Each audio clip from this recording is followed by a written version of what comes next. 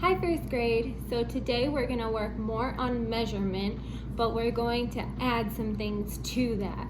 So yesterday we talked about how to measure something means to see how long it is. Today we are going to, instead of just measure something, we are going to measure with units. Now, what are units? We talked about units a lot in May. Miss Shelby talked to you a lot about that. So here, let's remind ourselves what that means, and then we'll talk about how that applies to measuring. So this is the type of problem that you saw with Miss Shelby when you were talking about units. So there are 3 people. How many hands do they have all together? So here I've drawn 3 people. Now let's count how many hands those 3 people have. 1, 2, 3, 4, 5, 6. There are 6 hands. So the unit of this problem is the hands, because that is what amount we were counting. Hands. So the unit is what amount you're counting. Are you counting hands? Are you counting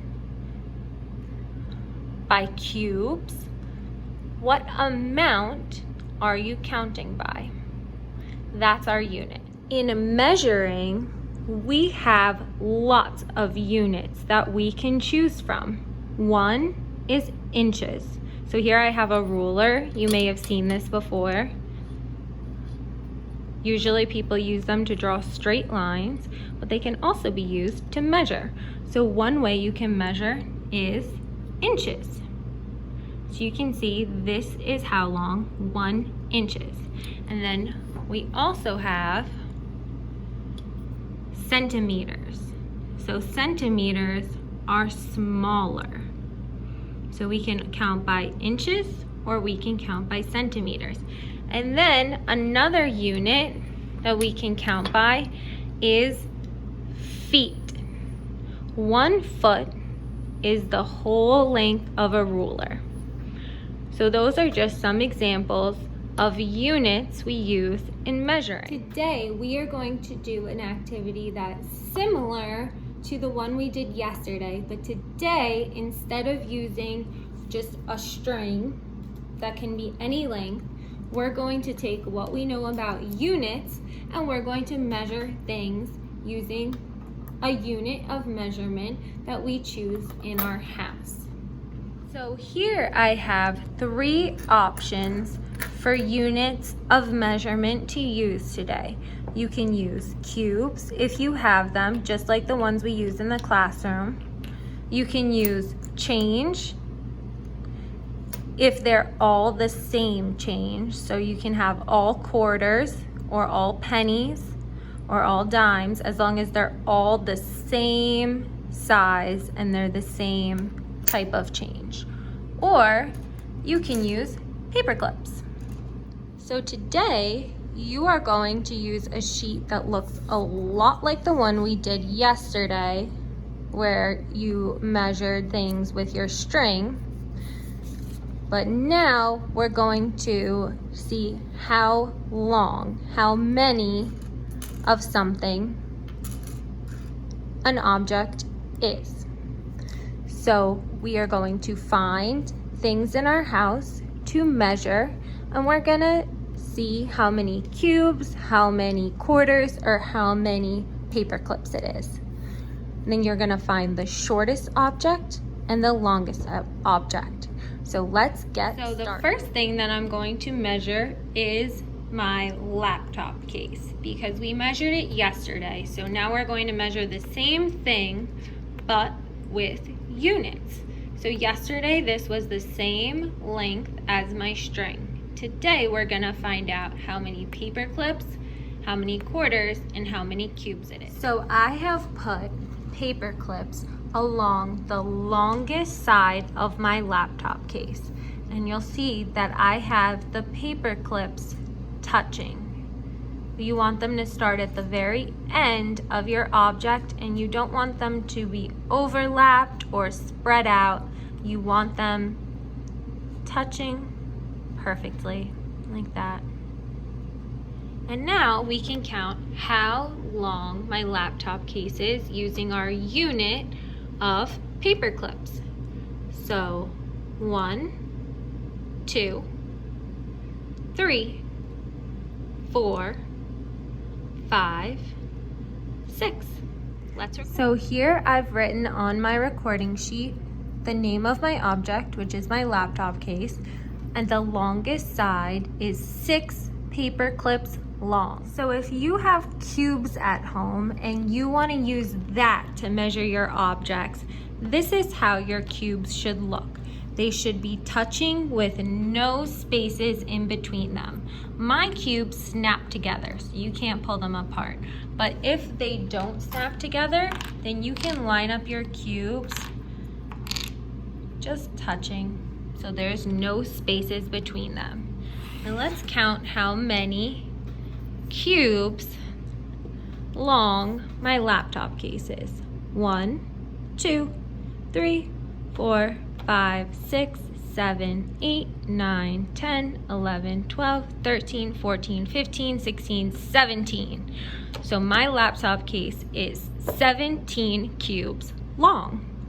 Now I already recorded paper clips, so I'm going to use paper clips to measure my other objects. So I'm not going to record this, but I'm going to show you how to measure my laptop case using change, in case that's the method you want to use today. For measuring change, this is the trickiest one to use, but if you don't have paper clips or cubes, change is fine. Just make sure they are all the same. So I have all quarters. Now this is where it gets tricky because they're round. So instead of having their sides line up, you're just gonna have them touch. You're gonna have them kiss like this. And you're gonna make sure there are no spaces between them. So now let's count how many quarters my laptop case is. 1, 2, 3, 4, 5, 6, 7, 8, 9, 10, 11, 12, 13. So my laptop case is 13 quarters long. So it is 13 long when our unit is quarters. Now that you've seen how to measure using quarters and cubes, let's try to measure a couple more things in my house using paper. Here I have a book from my house. So I'm going to measure the longest side of the book using paper clips. So I'm going to line them on the longest side, touching. I don't want them overlapped and I don't want them spread out. I want them just touching.